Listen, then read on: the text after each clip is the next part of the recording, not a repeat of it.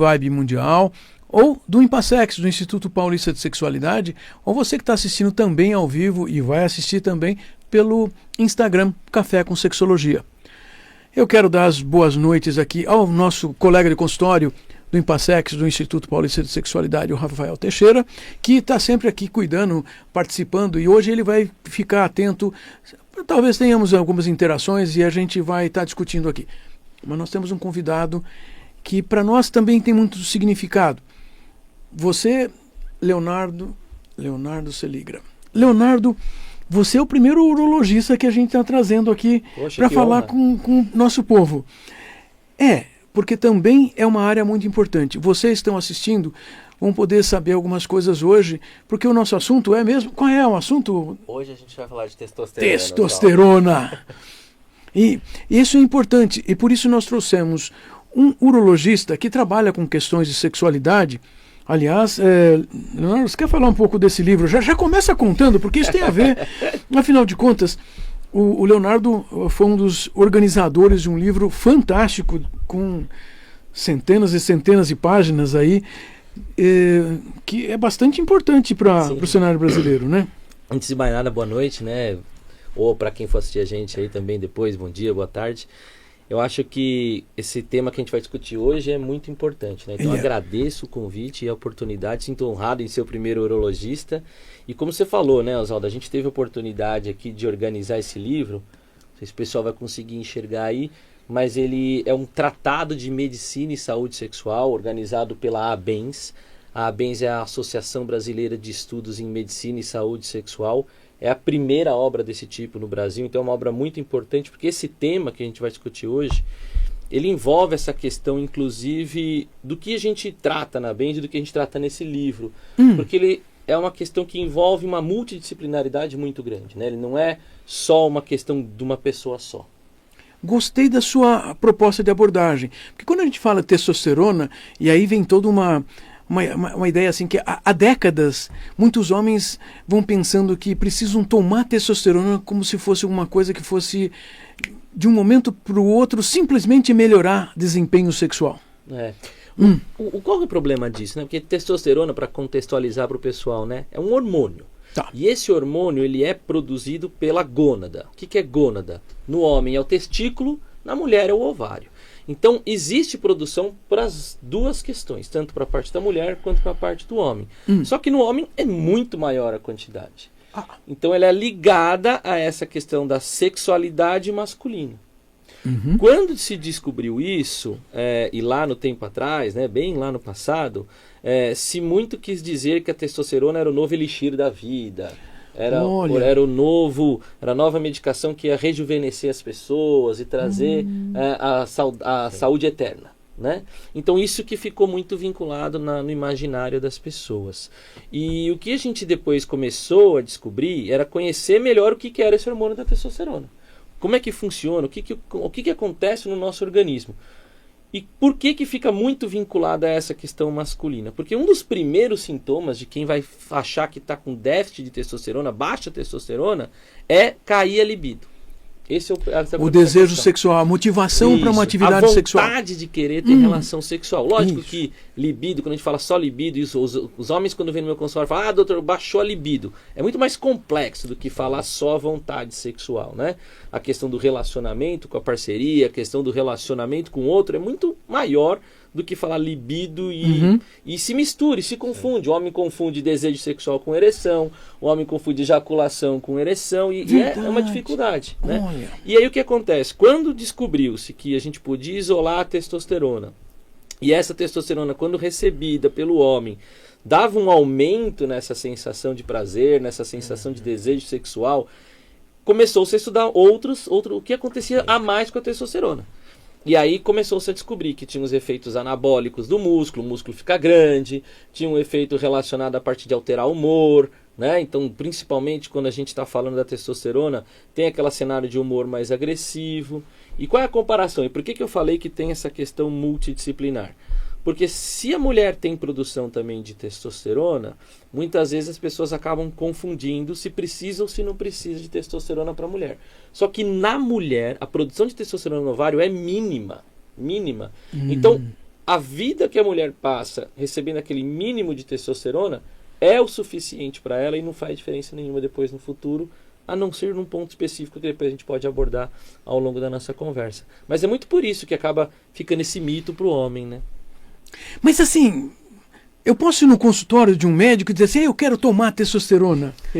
Porque parece que essa é uma da fantasia de muita gente aí, né? Esse é um dos maiores problemas que a gente está enfrentando hoje em dia no nosso consultório, né? Parece que é uma epidemia do pessoal achar que qualquer um tem que receber testosterona e que testosterona serve para todo mundo, né? Sim.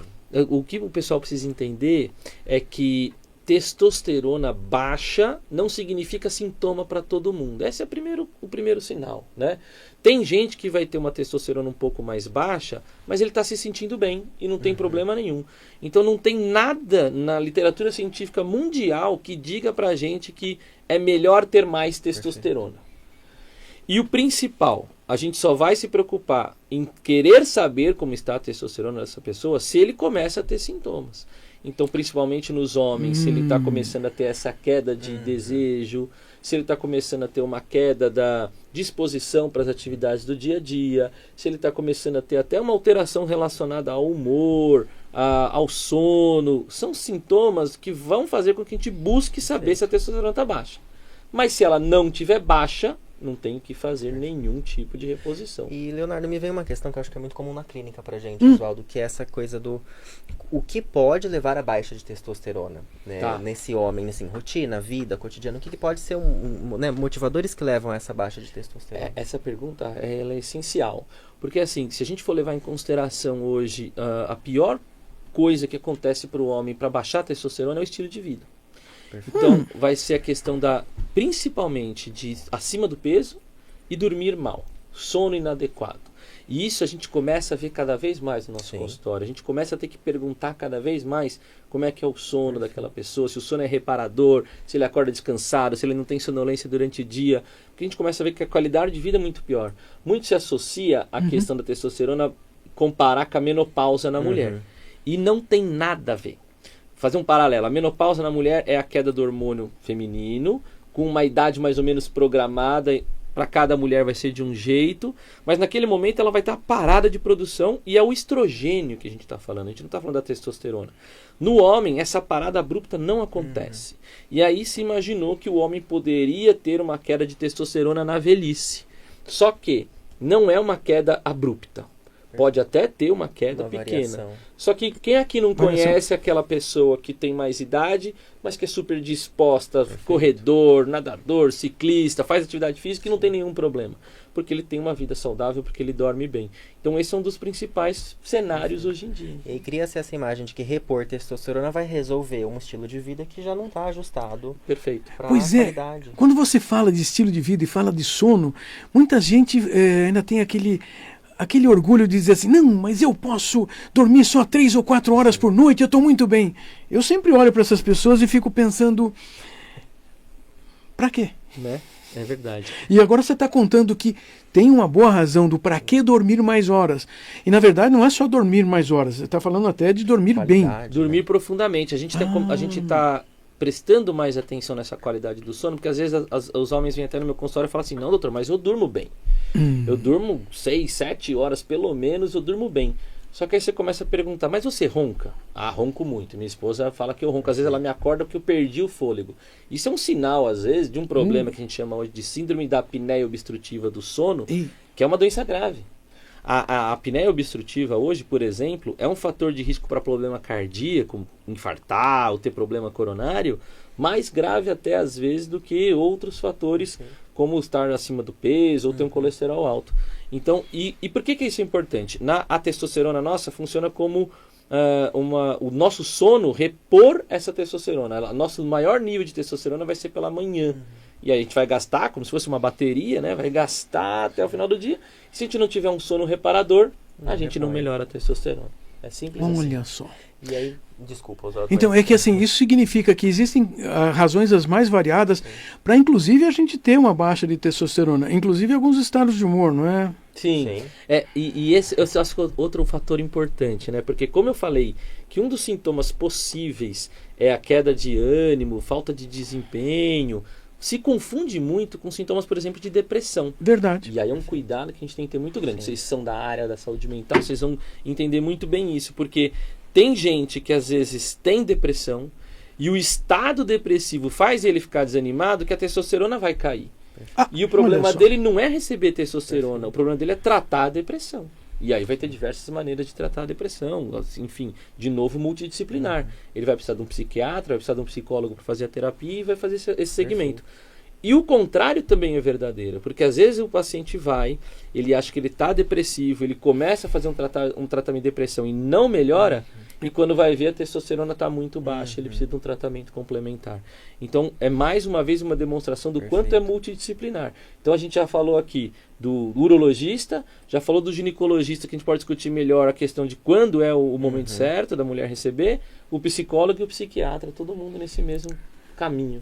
Pois é, nós humanos somos muito mais complexos do que achar que é uma aritmética simples. E precisamos ponderar isso, senão nós teremos problemas secundários que não merecemos ter, não é? Sim. Porque eu também fico imaginando, e se a gente ficasse, mas eu vou tomar testosterona porque quero? Sim. Esse talvez seja um dos problemas mais graves que a gente tem visto hoje, né? Inclusive, se vocês procurarem no Google, procurarem nas redes sociais, vocês vão ver que as principais sociedades médicas estão preocupadas com isso. O Conselho Federal de Medicina, inclusive, emitiu uma nota dizendo que é proibido, então essa palavra eu reforço, prescrever ou receber testosterona para fins estéticos ou de ganho de performance e ganho muscular. Então, toda vez que você estiver usando testosterona que não tem uma recomendação clínica adequada, você está fazendo o que a gente chama de mau uso ou abuso da testosterona. E tem muito risco de saúde, e consequências, né, mediante o uso. Consequências gravíssimas. E eu vou citar 3 que são muito importantes. A primeira dela é risco cardiovascular. Estar com a testosterona muito alta vai dar um problema de engrossar muito o sangue e isso aumenta o risco de ter um infarto ou de ter um derrame. O outro é um problema que vai mais para a área da saúde mental, que é justamente o cenário de efeitos de humor, de transtorno de agressividade, e depois quando tem aquela queda muito grande, de ter às vezes até uma depressão relacionada a isso, porque vai desregular muito intensamente.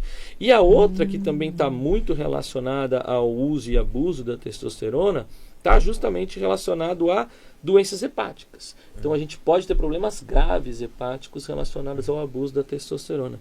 Por que ninguém percebe isso? Porque isso às vezes é silencioso. Né? E leva muito tempo. Isso demora para acontecer. As coisas boas da testosterona, quase como uma droga, vão aparecer rápido. Então aquela disposição, ganho de músculo, isso vai aparecer muito rápido. Os problemas vão demorar para acontecer, mas aí quando acontece eles são graves. A testosterona não é... Eu acho que me vem essa ideia, né, Oswaldo? A testosterona não é um remédio para curar coisas, mas é um tipo de intervenção necessária em casos específicos. Exatamente, né? assim. E a ideia que tem, né, que cria essa fantasia de eu vou tomar testosterona como se fosse uma medicação. E às vezes a pessoa usa a testosterona como uma muleta, né, como uma desculpa, e isso é talvez um problema maior, né? Porque assim, a testosterona ela é ótima para quem precisa. A gente costuma brincar, né? Tem aquela velha máxima de que a diferença entre o remédio e o veneno é a dose. Exatamente. E se você está recebendo a dose certa, você está recebendo um bom remédio. Perfeito. Se você está recebendo a dose errada, você pode estar recebendo um veneno e aquilo causar um problema mais grave, inclusive até a morte. Então nós estamos falando aqui de boas indicações. Existem muito boas indicações. Existem pacientes e pessoas que precisam da testosterona de verdade por diversos motivos, né? O homem que tem um problema no testículo, que deixou de funcionar por qualquer alteração. Claro. Ele vai precisar de testosterona. Ele pode ter tido um acidente no teu testículo e precisa... problema mais grave, uma alteração genética. Olha só, né? O corpo precisa dessa substância, não é que... da testosterona em níveis normais. Ou então, por exemplo, é como a gente falou aqui, homens que têm às vezes doenças que vão necessitar usar algumas medicações que vão baixar a testosterona, a gente vai precisar fazer uma reposição, ou outros problemas relacionados inclusive às próprias questões da saúde mental. Mas existe um limite para isso. Então não existe quanto mais testosterona melhor. Não, existe um limite saudável que a gente tem que estar sempre com acompanhamento médico para isso. É por isso que a gente não pode chegar na farmácia ali e pedir testosterona assim? Exatamente. Essa é a justificativa. E é também uma das preocupações que a gente tem, né? Porque assim, infelizmente a gente vê um mercado paralelo, né, o Sim. tal do mercado negro muito intenso. A gente tem visto cada vez mais um aumento de pessoas que conseguem na academia, conseguem de uma maneira irregular a testosterona, ou às vezes, infelizmente, nem sabem que estão recebendo testosterona. Já peguei paciente que veio no consultório, eu ganhei um suplemento, eu comprei um suplemento, é só um suplemento, é só uma coisinha ali que... E quando você vai ver, ou tá com algum esteroide anabolizante na fórmula e ele não sabe, ou às vezes é importado, nem sabe que vem alguma coisa ali dentro. Eu já ouvi dizer também que tem muita gente que até nas academias encontram testosterona de cavalo. É pior ainda, né? Porque nós estamos falando de uma coisa que não tem nem cabimento a gente saber a dose que vai chegar. Imagina o tamanho do cavalo e o tamanho da pessoa. Então, o uso de medicações veterinárias também é porque aí a venda ela é um pouquinho menos controlada, né? Porque aí você, quem não consegue comprar, né? Então, às vezes, esse é o problema. E aí a gente tem menos ainda segurança de dizer como é que vai reagir aquela substância. E me vem uma dúvida, Leonardo, que as pessoas buscam a testosterona muitas vezes para resolver alguma questão de disfunção erétil ou alguma questão sexual. Mas também o uso de testosterona pode levar a problemas na sexualidade ou na função sexual. Excelente ponto. Porque assim, se a gente for falar para o homem, quando que a testosterona tem relação com a disfunção erétil? Só se a testosterona estiver muito baixa. Em níveis muito baixos. E se alguém quiser abrir o seu exame lá e olhar, mas meu nível é muito baixo, tem que ser abaixo de 200. Se alguém abrir o exame dele lá e falar, estou com a testosterona muito baixa, abaixo de 200. Aí sim a testosterona vai estar causando um problema de impotência, da disfunção erétil. Agora sim, quando a gente fala, por isso que eu falei, quando o paciente vem no nosso consultório, tratar a disfunção sexual, problema sexual é complexo. Porque o paciente confunde a ereção com o desejo. Sim. O paciente confunde, ele tem uma ereção rápida, ele acha que a queixa dele é disfunção erétil. E a gente esmiuçar isso na consulta é o que é a arte, talvez, assim, da consulta, para a gente conseguir chegar nesse ponto. E quando esse homem acha que o que ele precisa é testosterona, gera ainda um outro circuito que eu costumo brincar, que é aquele circuito da ansiedade, né? Do distúrbio de ansiedade de performance, onde ele vai começar a achar, não, mas é a minha testosterona, então ele vai tentar de novo e não vai conseguir, e aí ele vai ter aquela descarga de adrenalina e vai continuar não conseguindo por causa desse círculo vicioso. Então, a testosterona só vai melhorar ereção se realmente for por causa de ser muito baixa. A gente tem outros tratamentos para ereção que vão melhorar muito mais do que receber testosterona. É que muitas vezes eu já ouvi de pacientes também, assim, não, mas eu tinha testosterona lá em 800, agora está em 600, já baixou muito. O problema disso é porque assim, o nosso organismo ele é uma ferramenta muito complexa. E o que eu costumo explicar para o paciente é da seguinte maneira, como é que funciona o hormônio? O hormônio funciona mais ou menos como se fosse uma chave na fechadura. Então essa fechadura é o que a gente chama de receptor, que é o que vai fazer agir, ter ação no organismo. Se eu tiver 10 fechaduras, eu preciso de 10 chaves. Então não adianta eu botar mais 50, só aquelas 10 que vão funcionar. E isso é muito diferente ao longo da vida, com certeza, mas ao mesmo tempo a gente vai tendo uma diminuição também dessa ação desses receptores. É a dúvida que a gente tem hoje. Mas eu vou dar o exemplo da próstata, por exemplo. A próstata é um lugar que precisa de pouca testosterona para ter uma ação. E a partir do momento que a testosterona sobe demais, ela não está mais tendo ação nenhuma na próstata. Né? Porque muito se tem um dos medos, um dos tabus, é saber se a testosterona vai dar problema na próstata. E hoje a gente já sabe que isso não tem problema, não causa câncer de próstata, não vai ter problema nenhum. Mas a gente fica mais seguro em saber também que se eu te der testosterona, até aquele limite ele vai ter uma ação na próstata e eu acompanho. Né? Vocês estão ouvindo, nós estamos aqui com o Leonardo Seligra, é um urologista, é um dos urologistas de grande importância no cenário brasileiro, organizador de livros e tratado de medicina sexual, e está contando pra gente essas coisas da testosterona, porque afinal de contas tem toda uma mística, as pessoas acham que é como se a gente fosse tomar de colher, fazer a reposição. Sim. Mas também existem necessidades de reposição, porque existem pessoas que têm, então, deficiências sérias, com testículo, com falta de testículo, com doenças ou problemas os mais variados. E está nos contando exatamente essa diferença do como que nós precisamos separar as coisas. O Rafael já foi perguntando sobre a função sexual nessa história, e vocês já ouviram. Olha, tem situações e outras que precisam ser estudadas. não é simples, não é só porque eu tenho um problema ou não tenho um problema. Eu tenho que entender como esse corpo está funcionando. E pelo que você contou, se eu tenho 20 anos de idade, eu tenho um funcionamento que vai ser diferente de 50 ou 70 anos e que nós vamos precisar entender isso para saber se realmente é necessário fazer uma reposição. Perfeito. E reposição não é qualquer coisa. E você também estava falando que parece que assim, as mulheres também andaram, parece que os últimos 20 anos tem uma busca aí, assim, vamos fazer. Por conta muito de um problema grave hoje também no Brasil, que são os implantes, os conhecidos chips da beleza, né? Eita. Esse talvez seja, Pronto. também está bombando em Google, em mídia, em Instagram, tudo mais. Acompanhem, vocês vão entender o que eu estou falando. O implante, né, que as pessoas utilizaram muito como chip da beleza, é uma incógnita, né? A gente nunca sabe o que tem lá dentro, exatamente, a quantidade, se está adequado, se não está adequado. E na parte das mulheres, o que é muito importante entender? Eu vou reforçar. A mulher produz um grau de testosterona muito baixo e que ela vive muito bem a vida dela durante toda a vida. E em algum momento alguém achou que dar mais testosterona para a mulher quando ela tivesse uma idade mais acima da menopausa, por exemplo, ia ser melhor. Mas isso é uma tremenda confusão, porque a mulher não precisa disso, é totalmente o contrário. E existe um cenário, né, para não falar que não tem, existe um cenário onde a mulher pode se beneficiar disso, que é o que a gente chama cientificamente de síndrome genital ou genito-urinária da menopausa.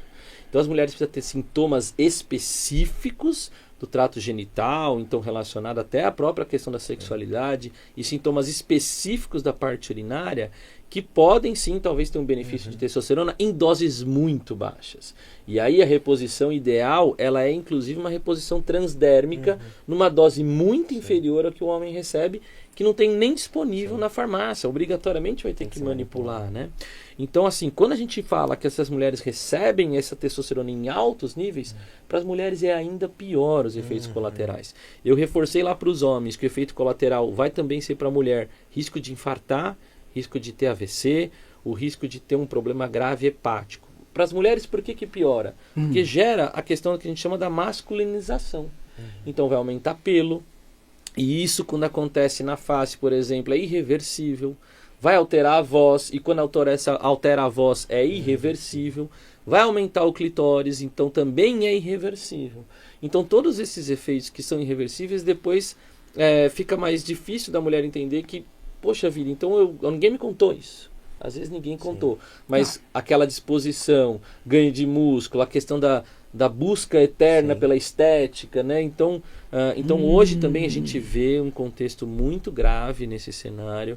Tem muita gente que tenta utilizar isso de uma maneira inadequada, justificando por alguns problemas de saúde que não estão justificáveis. Então, quando você for conversar com alguém e alguém te sugerir que você precise de um implante em altas doses de testosterona, procura uma segunda opinião, busca mais alguém para conversar sobre esse assunto, veja o que as sociedades médicas estão falando.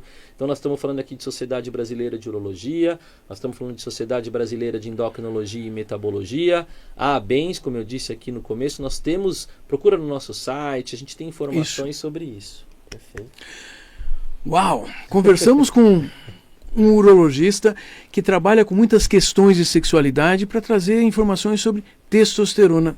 Nós temos que agradecer a sua participação, Leonardo, porque isso foi não só ilustrativo. Você sabe que eu gosto de ouvir os convidados, porque eu sempre tenho ideias para a semana e isso ajuda a gente também a favorecer quem nos procura no consultório, levando informações, facilitando algumas discussões. Então, quero agradecer a sua participação e... Imagina, eu que agradeço. De novo, eu reforço, né? Eu acho que não só a questão de ter programas como esse aqui que levam essa educação para a população, para entender dos temas, para a gente conversar, né? E ter a disposição de informação adequada, eu acho também que quem está ouvindo a gente, replicar essa informação para quem precisa, né? A gente tem aí pessoas que às vezes estão com medo, os homens têm muito medo, têm muita vergonha de procurar um consultório médico, um consultório de um psicólogo, por causa das questões da sexualidade, é um tabu muito grande. Então os homens precisam ir atrás, pode ser que eles estejam com problemas e às vezes ele vai ser muito bem tratado, vai precisar de uma reposição adequada de testosterona E ao mesmo tempo, pode ser que você conheça alguém que esteja usando testosterona num momento errado, num momento inadequado. E para os homens mais jovens, eu vou dar um outro recado de um efeito colateral da testosterona que é muito importante: infertilidade. Usar testosterona para de produzir espermatozoide. Se você quiser ter filho ainda no futuro e você estiver usando testosterona, você corre o risco de não ter mais. As pessoas até falam, eu consigo recuperar, tem recuperação, mas às vezes não recupera mais. Novamente agradecendo ao doutor Leonardo Seligra, agradecer ao Rafael Teixeira que esteve aqui nos apoiando, participando aqui, agradecer ao Felipe Vaz que fica sempre ali atrás, também tem o Tomás aqui da Rádio Mundial que fica ali nos teclados ali. Gente, domingo que vem, todo domingo às 20h30 aqui na Rádio Vibe Mundial. Semana que vem nós temos uma colega de profissão, a psicóloga Thaís Gonçalves, que ela vai discutir alguma coisa muito interessante. Como é que é mesmo? Síndrome da princesa. Venham ouvir, porque é uma abordagem bastante interessante sobre a sexualidade das mulheres e das fantasias femininas. Domingo que vem. Até mais.